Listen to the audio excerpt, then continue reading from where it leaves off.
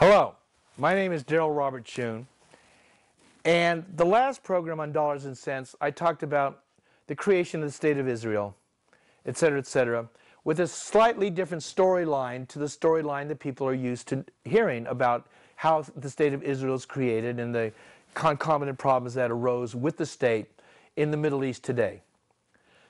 This program, I'm going to talk about another country in the Middle East. Unlike Israel, it isn't 50, 60 years old. It's been there for thousands of years. All right? The country that we know now is Iran. Now, Iran, like Israel, is a very loaded word today, geopolitically. Iran, Muslim fundamentalists, threatening to sink their ships in the Strait of Hormuz and shut down the flow of oil. Iran, one of the four of the axis of evil, along with North Korea, along with the state of Alabama. No, I'm joking. All right. But whatever. They're one of the bad boys, okay? Run by Muslim fundamentalists, a threat to the United States, etc., etc., etc., etc. Well, just like the last time I talked about how the State of Israel was created, this time I want to tell the story about how the Muslim fundamentalists came to power in Iran. All right? Because it's not the story that you hear. Because I've said before that what you don't know explains what you don't understand. And the truth of the matter is, it's even worse than that. What you think you understand is explained by the lies they want you to know. All right? Now, let's dial the story of Iran back. I am not saying the place is not run by a bunch of fanatics. Iran is a state run by Muslim fundamentalists. But the truth is, they're not so different than if the United States was run by a bunch of rabid Southern Baptists, telling people what should they wear, how women should dress, you know, what kind of music you should listen to, what's good, what's bad, what Jesus says you should wear. They just say what the Prophet Muhammad says you should do, and it's what they interpret him as saying what Iranians should do. Is be analogously if the Southern Baptists were here telling you what their version of what Jesus would have you do and not to do. All right? This is what happens when religionists get into power. But the truth of the matter is, the rise of fundamentalism in Iran is very much connected to the forces that saw the rise of religious fundamentalism in the United States in the last 50 years. It's basically a reaction to rapid change. When change happens rapidly, and change scares human beings, because change means uncertainty. And when the forces of change starts moving, there's a reaction by society to tighten up in reaction to the forces of change at work. This is as true in the United States as it is in Iran. The difference is this. In Iran, the forces of religious fundamentalism took power. In the United States, they've tried to take power, but haven't quite yet been able to. Now, I want to explain how it happened in Iran that they did so. That Khomeini, that the Muslim clerics, the radical clerics, run a country that they didn't run in the early 1950s. History. It's a wonderful thing. In the early 1950s, Iran had free elections. Now you might hear that, excuse me, that the United States, we want to bring democracy to the world. Well, the truth is, the powers that be in the United States only want democracy if it's the outcome that they want. The people who run this country, who have power in the United States, only want democracy if the vote is the way they want. If the vote's the other way, they're going to fix it. Why do you think we have electronic voting machines that they can fix? It'd be easy to have voting machines that you couldn't manipulate. But no, we don't have it because that's their back pocket door to change. It worked in the 2000s. They may need it in the future. But the truth of the matter is, in the early 1950s, Iran already was a democracy. They elected the president by a free election. All right? Now, who got elected in 1953, or at that time in the early 1950s, was a gentleman, I'm going to pronounce his name wrong, Mossadegh. Okay? And he came to power, I think, on a platform that most everybody can understand. Iran at the time was basically a desert kingdom, large. It had been sitting there for thousands of years, but they had sitting on a vast pool of oil. All right? Now, the Iranians themselves didn't need this oil. The West did. The West was not sitting on a vast pool of oil. The United States was, and we basically used it up. All right? England was never sitting on a vast pool of oil, and they needed it from somewhere. England had no oil. Okay? And when they did discover it, the Norwegians cut it off the North Sea. All right? But the closest bit of oil to Europe was in the Middle East. All right? The English owned that oil concession in Iran. It was a nice term. It was called the Anglo-Iranian Oil Company. Well, let me assure you, the Iranian part was there for window dressing.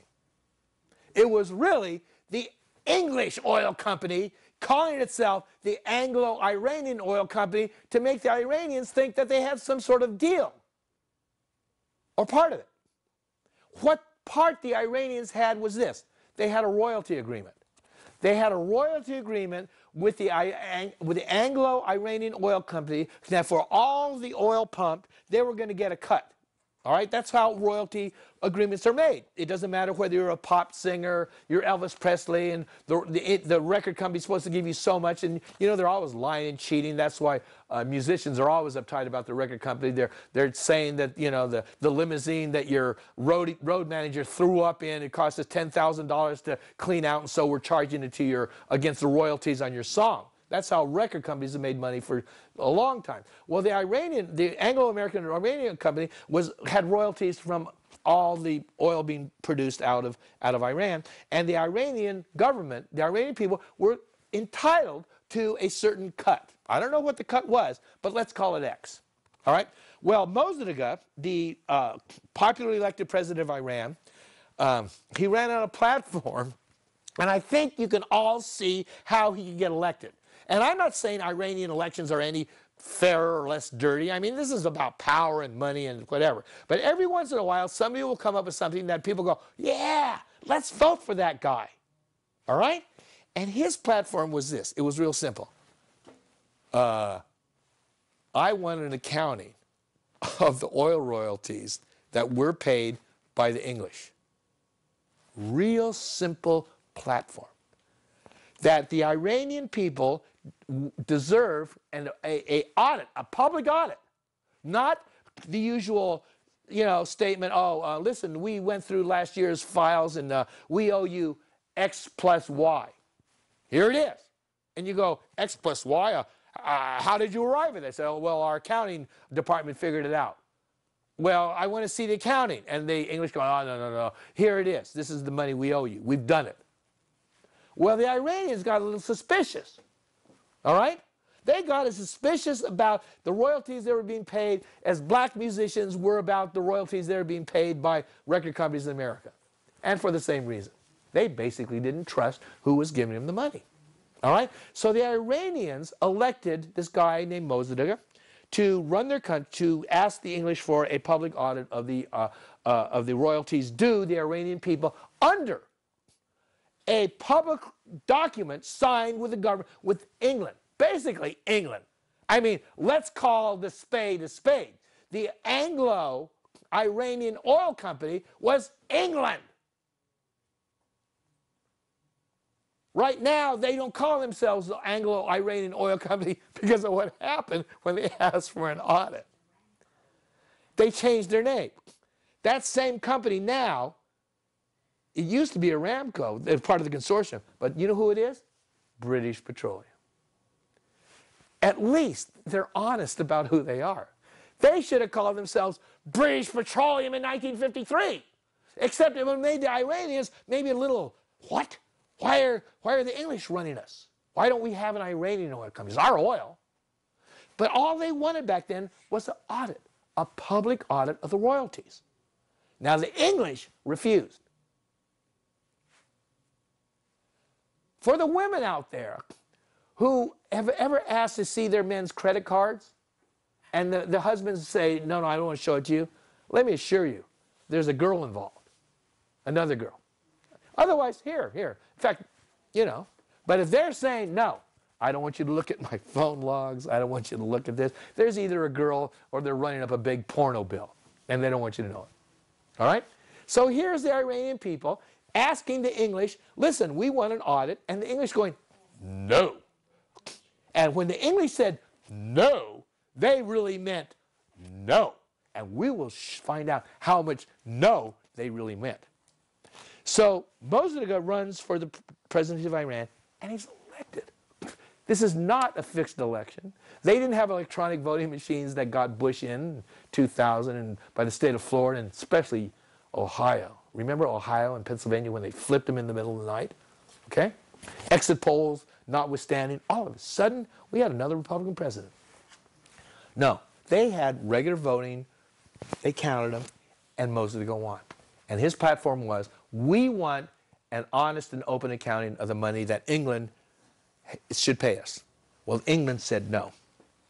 Now he's the president of the country. This is a lot more dangerous. Before, he was just a candidate saying, if you elect me, I'm going to ask England for an open and fair accounting, which sounded open and fair to the Iranians. All right? They elected him. This became a bigger problem. So what the British did was, they sat there and they made a phone call to the United States. And what happened was, the United States went in with a covert operation, killed Mossadegh, had him assassinated, all right? And all of a sudden, this popularly elected government of Iran that just wanted to have an honest accounting of the royalties due to the state of Iran from England gets taken over. By who? Well, not the CIA, of course not. You're not going to have all of a sudden the popularly elected government of Iran run by the CIA. No, everybody would say, that's not going to pass. And it's certainly not going to be run by the English lords or whoever. We don't want to have BP in there. No, it would look bad too. The CIA came up with a much better plan. They came up with a plan called the Shah of Iran. Some rich guy from Iran, they said, this is your real rightful ruler. All right? We have lineage. This man is Iranian. All right? We produced him. We sent him in there, and not only that, to make sure you guys toe the line, one, we're not going to have an election again. Because the last time, you elected somebody who wanted to audit the royalties that the English would do. Otherwise, we wouldn't have had to overthrow your country. But we went through all the trouble to overthrowing your country. We're going to make damn sure you're not going to have an election again. So they put in a Shah. All right? Like he's going to be the king of Iran, and the one thing that they know is he's not going to ask for another accounting. And in the short time, not the short time, in the time that the Shah of Iran run the Iranian country, there's not one record that he ever asked the English to come up with an accounting. All right? Well, what happened? The Shah of Iran gets established as the king of the ruler of Iran, and the Iranians don't like it. They know the guy they elected was knocked over. All right? And this guy comes from out of nowhere and he says, I'm now running the show. I'm the guy. And the Iranians were mad. No elections. We have no power. So what they did, they have something called SAVAK. S-A-V-A-K. Now, for those of you who don't know what SAVAK is, you might want to Google it to learn what SAVAK is. SAVAK was the torturers of the Shah of Iran. They were the secret police that went around and picked up all the people who were upset over what had happened, and they threw them in prison and tortured them. All right? They wanted to make sure that there's not going to be any more trouble in this country called Iran that had the temerity to ask for an honest accounting of what they were owed. All right? And not only did they do that, the Shah of Iran went on a thing. He said, well, we're not going to just come in and ruin this place. We're going to make it modern. We're going to make it a modern state. So they modernized the country of Iran. Well, who did this upset? I don't know if they were upset before, but now the fundamentalists got involved too. All right? Before, who was really upset about the change of government forced on them were the people who wanted a democratic government, the people who wanted an honest accounting of what the money that was owed them by England. But now the Shah of Iran decided, I'm going to modernize your country, I'm going to make it more like the West. He stepped on the toes of the religious fundamentalist. This is tantamount. This is tantamount to going to 1950 America and saying black people can use the same bathroom as white people. This is tantamount to saying that women have equal rights to men in 1950. You would step on a lot of toes. And this is what happened in Iran.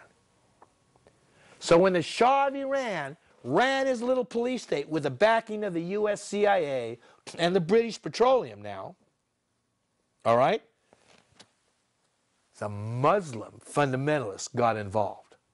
So now you had real opposition. And the only way the Shah could stay in power was torturing more people. Okay? So now this was turning into a boiler point. Iran, because of the desire of the West for the Iranian oil on their terms, which is basically give the Iranian people as little as possible, give whatever we're going to give them to the boys at the top to shut them up, and they're in our pocket, we are going to keep the Middle East the way we want the Middle East to be. The spigot of oil for the West. This is what happened in the 1970s. Now, I know you don't know this.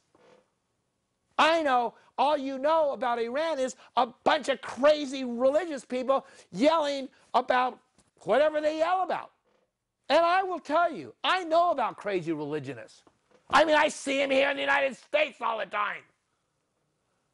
You put a burqa on them, on their wives, you know? You sit there and give them a Quran instead of the Bible, and they're just as nuts. Now, this doesn't mean that Jesus was not a man of peace. It doesn't mean the Muslim religion isn't a pathway to God. I'm just saying what happens when you get the fundamentalists riled up. The place goes nuts. And Iran got a little edgy. But I think what I've done here is explain to you why it happened. I think by explaining to you the role of oil and the West's desire to run that oil and own that oil caused a backlash in Iran that was driven by the U.S. imposition of a police state on the Iranian people, complete with torture, run by the CIA, caused such rage in the Iranian population that the fundamentalists who were not in power, they just had a religion. Bowing to the east, the call to prayer, rah, rah, rah, whatever they do, they were doing. But when the West got into their face because of the Middle Eastern oil, which it needed. Now nobody says England didn't need the oil. They needed the oil. They didn't say Europe didn't need the oil. They need the oil. And the Iranians didn't say, you don't need the oil. The Iranians just said, pay us what you told us you were going to pay us. And England refused. You know, those people wear suits like this, speak like that, walk around and talk about fair play, walk around and talk about justice, walk around and talk about the rule of law. I want to say something about the rule of law. I've got nothing against laws, per se. But whenever you discuss law, a fundamental question should be asked. Whose law and whose rule? And who gains by those laws and that rule? The rule of law is used by the powers that be to maintain power. This is true. This is as true in communist China, in Russia, and the United States, and in Iran. The courts are a system of judicial coercion. Sometimes they're fair, sometimes they're not.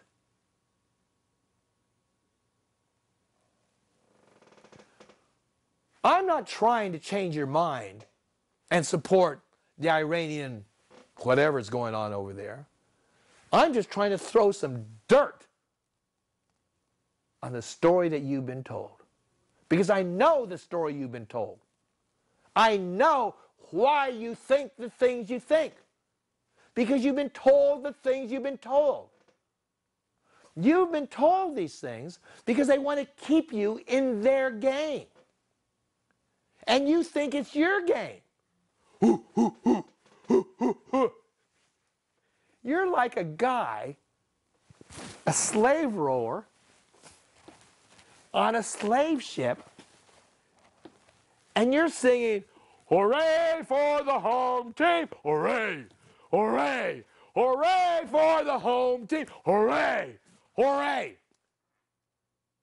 You're a slave. You're a debt slave to their game.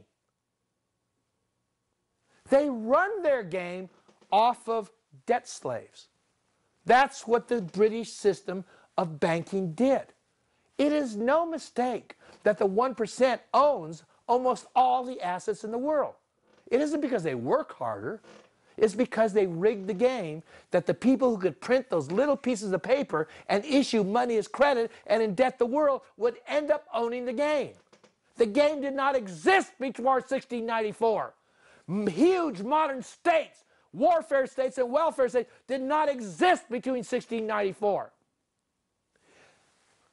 Now, the future is coming. You're seeing the collapse of the banker's paradigm. I just hope that when you watch it fall, you don't identify with your captors to the degree that you have. I'm just hoping that as you read the news, you read it with a little more discernment than is possible. I know that all you're trying to do is to live in a better world. I know all you're trying to do is to have a bit more peaceful world. But what I want to tell you, the people that control your media, the people that control the writing of stories, the people that control the writing of history, are writing those stories and are writing that history for one reason: to convince you that they're right in their story. And in there lies your power. Because if you didn't have any power, they wouldn't even bother to lie to you. And trust me, they spend a lot of time and a lot of money lying to you. And if you take any solace at all from the story I've told you today, is that you do have that power. You do have that power. Because they've spent a lot of time and a lot of effort in trying to narrow your vision, in trying to narrow the story, where it looks like their story is truth. Trust me, it isn't. What truth there is, you're going to have to discover on your own. And with the internet, it's possible today in a way that never was possible before. Keep looking. It's there. Good luck.